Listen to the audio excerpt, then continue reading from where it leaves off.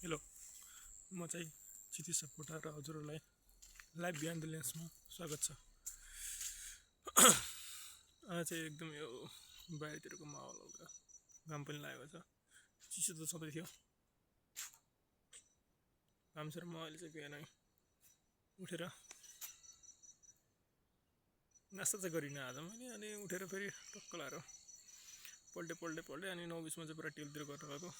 Practical सकेर अहिले आउँदैछु र आजको लेसन के भने चाहिँ डिसिप्लिन।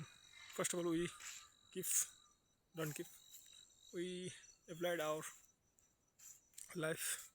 आफ्नो जीवनमा चाहिँ एकदम डिसिप्लिन अनुशासन हुनुपर्छ र डिसिप्लिन नभएसँग मान्छे काम लाग्दैन।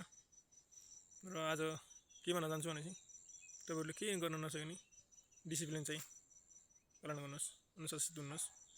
लाइफमा केही बन्नुहुन्छ, नत्र डिसिप्लिन छैन भने केही पनि बन्न सकिँदैन। हस् त, जय नेपाल।